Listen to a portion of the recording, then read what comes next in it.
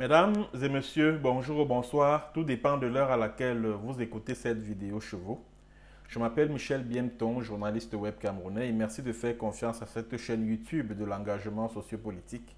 Merci de vous abonner massivement à cette chaîne. J'aimerais, ou je souhaiterais, que d'ici le mois de septembre, que nous ayons déjà franchi le cap de 15 000 abonnés. Donc continuez à vous abonner, mesdames et messieurs, continuez à vous abonner. Et merci de partager cette vidéo qui sera consacrée à, à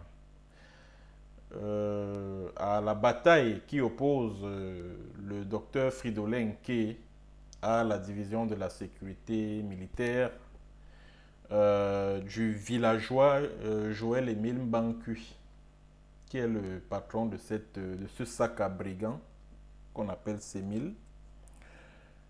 Je vais commencer par me poser cette question que s'est posée le chanteur Bikotsi Richard Amogo à une certaine époque.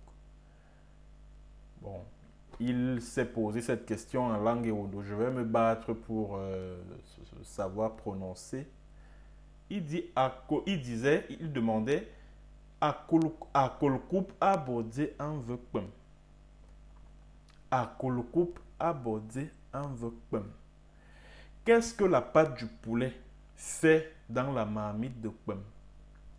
Alors, pour les non-camerounais qui regardent ces vidéos, le Kpem, c'est un plat traditionnel au centre-sud du Cameroun, qui est fait à base de feuilles de manioc pilées et mélangées avec du jus de noix de palme. Donc, c'est un légume qui est très prisé dans cette zone du Cameroun. Alors, s'agissant de ce problème qui oppose Fridolin Nke et le colonel Joël-Émile Mbankui, je vais me poser la question de savoir qu'est-ce que la sécurité militaire de ce Mbankui Émile-là cherche dans des affaires où c'est la justice tout court qui doit intervenir. Qu'est-ce que la division de la sécurité militaire a à y voir avec les civils alors qu'il s'agit d'un organe qui est en charge du moral des militaires? Mesdames et messieurs, j'aimerais partager avec vous la fameuse convocation qui a été adressée à Fridolin Nke par la CEMIL. J'aimerais qu'on décrypte ça tous ensemble. J'aimerais qu'on décrypte cela tous ensemble. Je vais commencer par retrouver cela. Je suis sûr que je vais retrouver ça. Voilà. Bon, voici la convocation en question. La convocation date du 12 juillet, je crois. Voilà. Docteur Fridolin Nke en service à l'université de Yaoundé 1, faculté des arts, lettres et sciences humaines, département de philosophie, est prié de bien vouloir se présenter à la division de la sécurité militaire au secrétariat le mercredi 21 juillet 2021 à 13h00. Objet: enquête de sécurité. Enquête de sécurité. En quoi est-ce que le docteur Fridolin Nke représente une menace pour la sécurité de l'État au Cameroun? Motif: incitation à l'insurrection. Incitation à l'insurrection et à la mutinerie au sein des forces de défense et de sécurité. La question que j'aimerais poser au criminel qui est à la tête de cette sécurité militaire: ces infractions sont prévues dans quelle disposition du code pénal? Et quelle est la disposition de la loi qui prescrit qu'un civil doive faire l'objet d'une enquête de sécurité à la division de la sécurité militaire? Il me semble que la République du Cameroun fonctionne sur la base des lois et des règlements. Et ce que je remarque, c'est que dans ce chiffon que la sécurité militaire appelle pompeusement convocation, il n'y a aucune disposition de la loi. Aucune disposition de la loi ne figure dans cette convocation. Alors, sur la base de quoi est-ce que le docteur Fridolin Nke est obligé de se présenter à la division de la sécurité militaire? Quand il s'agissait de moi, cet individu a procédé par lâcheté, quoi. Parce que si moi, une convocation comme celle-ci m'avait été servie, je l'aurais déchiré, j'aurais filmé les morceaux de cette convocation pour envoyer sur les réseaux sociaux et dire que voilà, je viens de déchirer la convocation que vient de m'envoyer le brigand Joël Émile Mbankwi et je n'irai pas à la CEMIL. Parce que quand moi, il m'a demandé d'y aller, encore que je n'y suis pas allé parce qu'il m'a obligé d'y aller, j'y suis allé parce que des personnes m'ont conseillé d'y aller. Et lui-même, il sait que moi, je m'étais complètement braqué. Il le sait très bien. Si moi, il m'avait servi cette convocation-ci, je l'aurais déchiré. Le docteur qui a même été gentil, je ne sais pas s'il a finalement reçu. Mais s'il a reçu cette convocation, c'est qu'il est même trop gentil. Normalement, il doit froisser ça, il jette à la poubelle. Parce que ça n'a aucune portée juridique. Ça n'a aucune base légale. Aucune. Aucune. Alors, motif incitation à l'insurrection et à la mutinerie au sein des forces de défense et de sécurité. Muni de ces pièces officielles, accompagné tant pour affaires urgentes le concernant. Quelle est la base légale de tout ceci? La division de la sécurité militaire n'a aucune compétence pour auditionner, que ce service n'a aucune compétence pour auditionner les civils. Et je vois certains de ses amis homosexuels-là s'agiter pour venir justifier ça. Oh, vraiment, la CEMIL est compétente dans les histoires des atteintes à la sûreté de l'État, dans des affaires de terrorisme, machin. Donc, c'est normal qu'elle puisse convoquer des civils, blablabla, blablabla. Et tous les soutiens de Mbankwi qui agitent cet argument-là sur les réseaux sociaux, demande-leur quelle est la disposition légale qui le permet. Ils ne vont jamais te fournir cette disposition légale-là.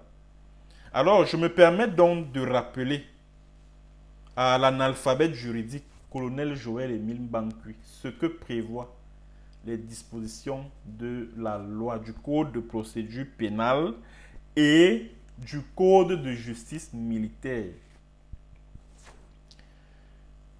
Je vais commencer par le code de procédure pénale, article 79, pardon.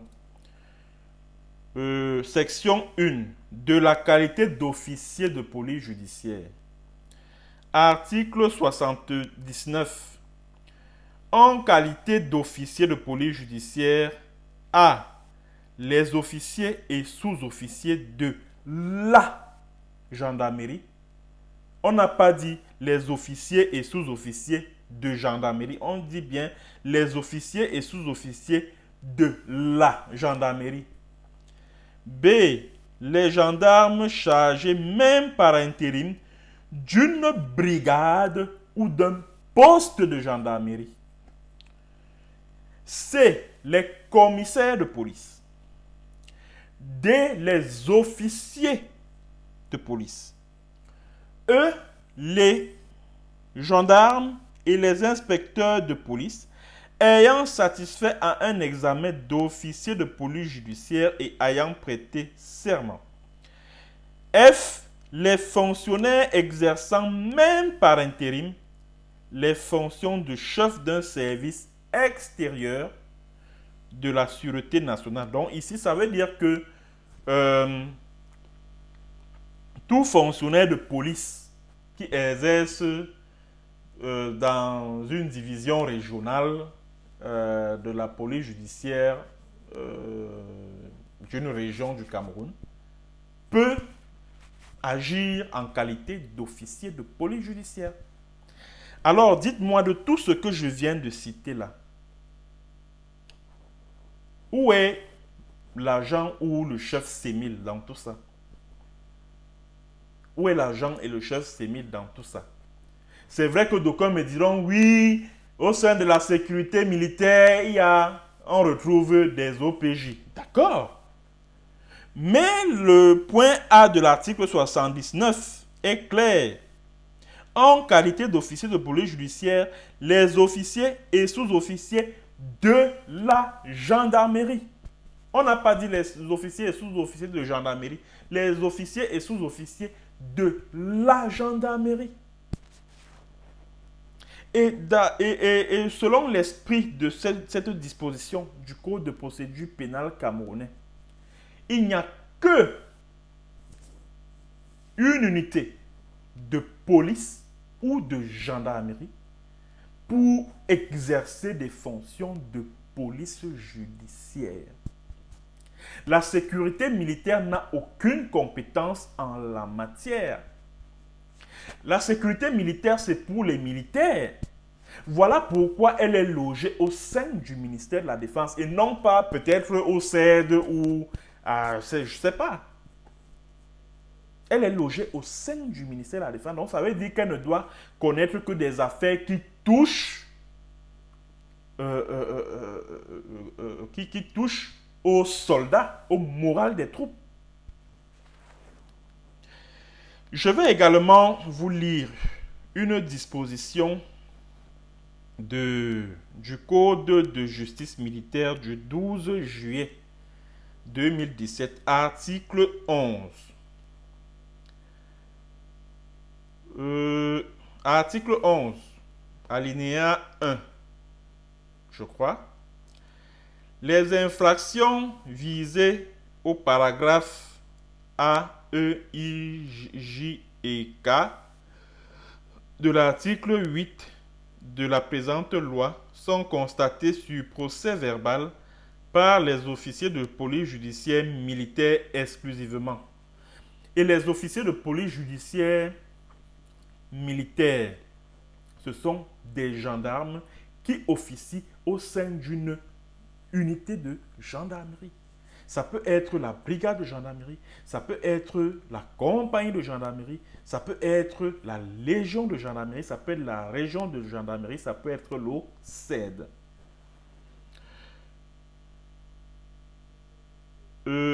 Les infractions visées au paragraphe B, C, D, F, G, H et I sont constatées sur procès verbal par les officiers de police judiciaire civile ou militaire. Donc, il s'agit en fait des infractions militaires telles que les histoires de terrorisme, les atteintes à la sûreté de l'État. Bon, maintenant, un gendarme ou un militaire qui a commis une infraction d'ordre militaire.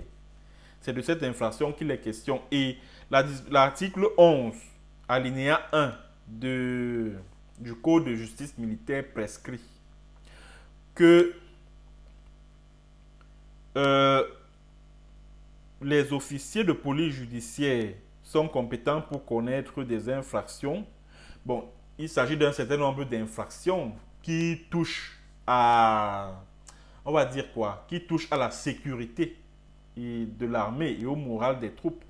Et l'officier de police judiciaire militaire ici, c'est le gendarme. Qu'il soit officier, sous-officier, et puis les hommes du rang et tout et tout. C'est le gendarme qui a qualité pour auditionner un militaire. Le policier n'a pas cette compétence-là. Bon, maintenant, il peut arriver qu'un civil se soit retrouvé, je ne sais pas, avec une arme ou je ne sais pas, avec des tenues un treillis de militaires et tout.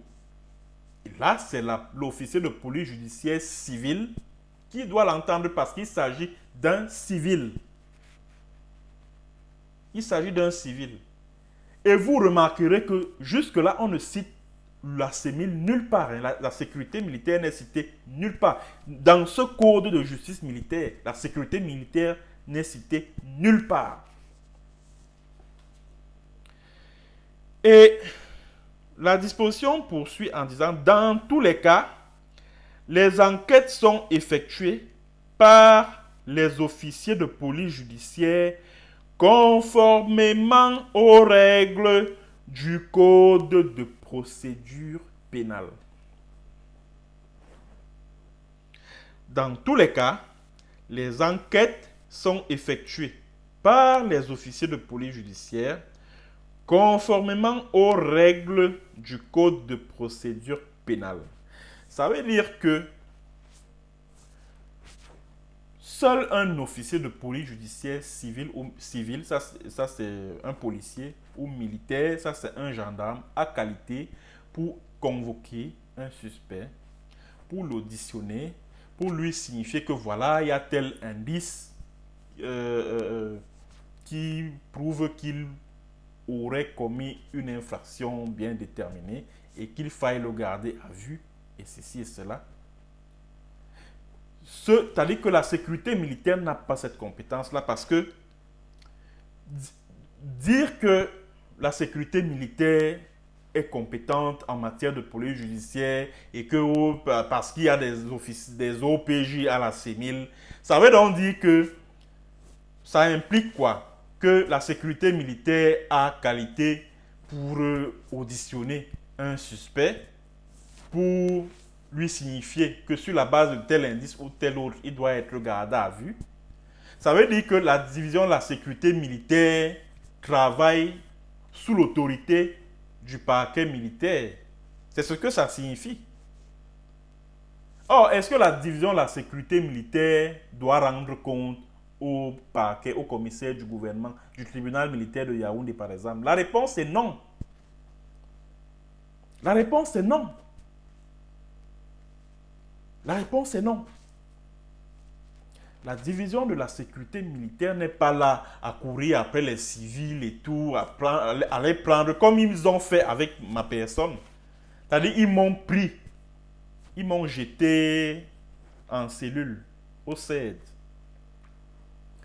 Et arrivé au CED, on me présente un procès verbal de quoi là, ils appellent ça quoi, le bon de garde à vue. Je signe la garde à vue. Et c'est le lendemain que je suis auditionné. Mais c'est de la bêtise. Parce que normalement, tout commence. C'est-à-dire que quand un suspect doit être auditionné devant un officier de police judiciaire, tout commence par la convocation. Pas le chiffon que Mbanku Émile, le villageois, l'analphabète juridique, là, a servi au docteur Nke. C'est pas de ça que je parle. C'est-à-dire qu'on te sert une convocation. Et dans cette convocation, on te dit selon l'article tant du Code de procédure pénale, vous êtes prié de vous présenter devant tel officier de police judiciaire à telle heure, telle date. Hein, et ceci, cela. En cas de refus de comparaître, hein, vous serez obligé la compagnie ou la brigade de gendarmerie sera obligée d'utiliser la force pour que vous comparaissiez selon l'article tant du Code de procédure pénale. Tout commence par là. Maintenant, quand tu te présentes devant un enquêteur, un officier de police judiciaire, tu es auditionné. Et maintenant, pendant l'audition, l'enquêteur peut constater que tu es suspect, qu'il y a des indices qui tendent à prouver ou démontrer que tu aurais commis une infraction et que sur la base de ces indices-là, on doit te garder à vue. C'est donc après l'audition qu'on émet un bon de garde à vue. Et l'officier de police judiciaire qui te fait signer un bon de garde à vue doit te poser la question de savoir qu'est-ce que tu en penses. Donc, il doit demander ton avis. C'est ce que le code de procédure pénale prévoit. Bon, vous savez, une vidéo comme celle-ci, c'est pour éduquer aussi les Camerounais. Parce que j'ai entendu Fridolin Nke dire que certains de ses collègues lui ont reproché le fait de n'avoir pas déféré à la convocation de la CEMIL. Je dis, mais franchement, nos universités sont même devenues quoi? Donc, le docteur Nke Fridolin doit avaliser, doit accorder une prime à l'illégalité. Mais ce n'est pas possible. Donc la division de la sécurité militaire n'a rien à faire derrière les civils. Si le colonel Mbankui est fort, comme il le prétend, qu'il aille faire arrêter, le général Nopiti dans le Ngoketunja là-bas, du Marine Force of Bambalang, qu'il aille faire arrêter Phil Marshall. Voilà les gens qui lui méritent. S'il est fort, s'il a des mimbang entre les jambes là, qu'il aille les faire arrêter. Voilà le travail de la sécurité militaire. C'est de contrer toute attaque armée qui cible le Cameroun. C'est ça le rôle de la sécurité militaire. La sécurité militaire là n'est pas là pour s'ériger en juge, en procureur, en OPJ, en ceci et en cela. Non.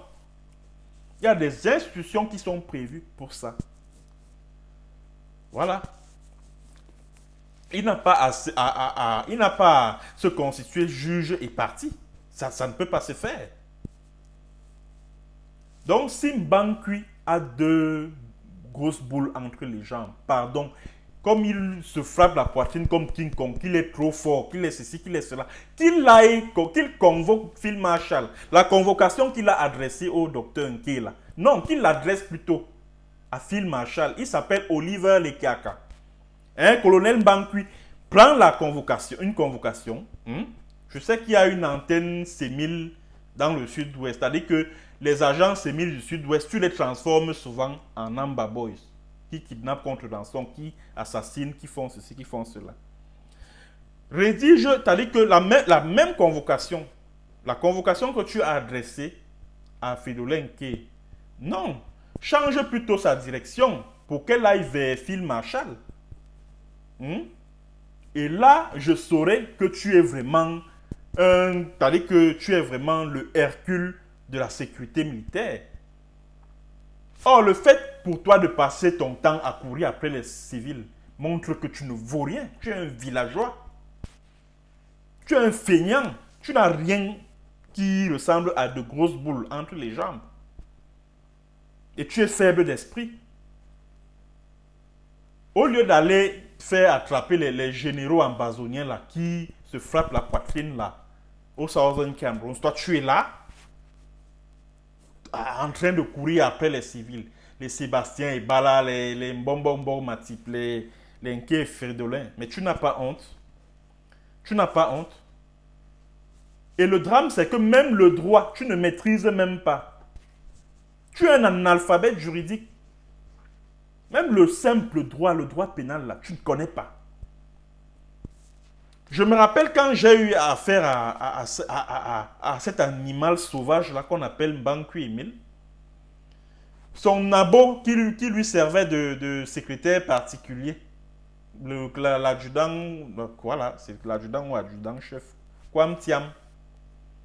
Il dit que dans les apologies de terrorisme, donc même ce que la loi dit concernant l'apologie de terrorisme, vous ne connaissez pas. Même la loi antiterroriste, vous dites que votre sécurité militaire là a pour rôle de traquer les terroristes, ceux qui sont en contact avec les terroristes, même si ce sont des civils. Donc même la loi antiterroriste, qui doit être votre boussole, vous n'en avez aucune idée. Vous n'en avez aucune idée.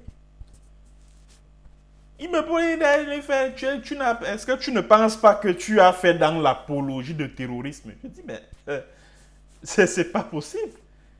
La loi antiterroriste est claire à l'article 8.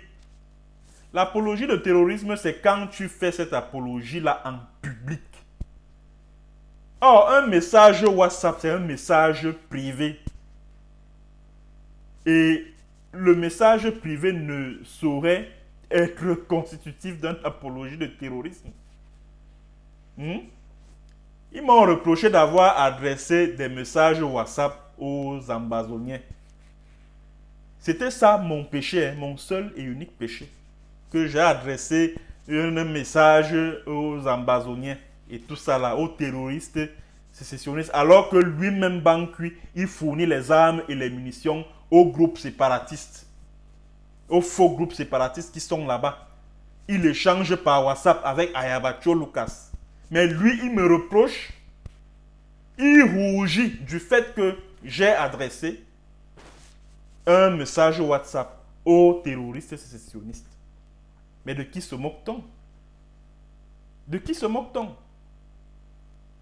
Donc, la loi, c'est-à-dire que le code de procédure pénale et le code de justice militaire excluent la division, c'est-à-dire que la sécurité militaire, dans tout ce qui concerne la police judiciaire, la sécurité militaire n'a aucune compétence.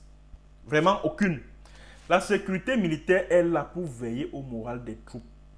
D'après les échanges que j'ai eus avec certains au cadre de la CEMIL, la sécurité militaire est considérée comme l'antichambre du président de la République. Ça veut dire que la sécurité militaire renseigne le président de la République au quotidien sur le moral des troupes. Et la sécurité militaire est là pour veiller au respect de l'ordre et de la discipline au sein des armées. Ça veut dire que s'il y a un militaire qui déconne, c'est la division de la sécurité militaire qui doit le remettre dans les rangs. La sécurité militaire est là pour, par exemple, quand un militaire doit aller en mission à l'étranger. La sécurité militaire, c'est la sécurité militaire qui est en charge d'investiguer sur ce que le militaire en question, quel que soit le grade, parce qu'il y a des grades, hein, de l'officier général à l'officier supérieur, je crois. C'est-à-dire que la division de la sécurité militaire émet des avis qu'elle envoie au... Comment on appelle le truc des militaires qui a la présence là? État-major particulier. Là, c'est quand un militaire doit aller en mission hors du pays. C'est la sécurité militaire qui enquête sur l'objet de sa mission, sur l'opportunité de son voyage. La sécurité militaire doit mener des investigations, des enquêtes sur l'objet de sa mission. Et quand il s'agit d'un officier, soit général ou supérieur, c'est l'état-major particulier. Donc, c'est-à-dire que c'est avec l'état-major particulier, la présidence, que la CEMIL traite. Bon, quand c'est le reste, c'est avec le ministère de la Défense que la sécurité militaire traite. Voilà le rôle de la sécurité militaire. C'est de remettre... C'est-à-dire que la boussole de la CEMIL, c'est le Code général de discipline militaire. Et la division de la sécurité militaire travaille en étroite collaboration avec la direction de la justice militaire. Donc, ça veut dire que si pendant les enquêtes que l'on mène sur le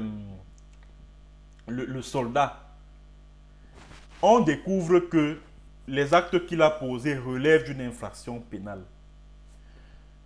le chef de la division de la sécurité militaire émet des avis, c'est-à-dire il fait des suggestions. C'est lui qui précise dans son rapport qu'il adresse au directeur de la justice militaire que voilà, au regard des faits qui sont reprochés à tel soldat, l'affaire mérite d'être transférée au tribunal militaire.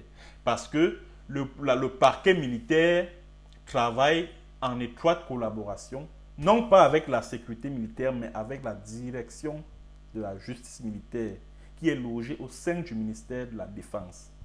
Voilà pourquoi au début, je me suis posé la question de savoir, bon, et j'ai aussi posé la question à ceux-là qui viennent défendre les bêtises d'un banque qui passe son temps à courir après les civils, que comme la sécurité militaire égorge d'OPJ,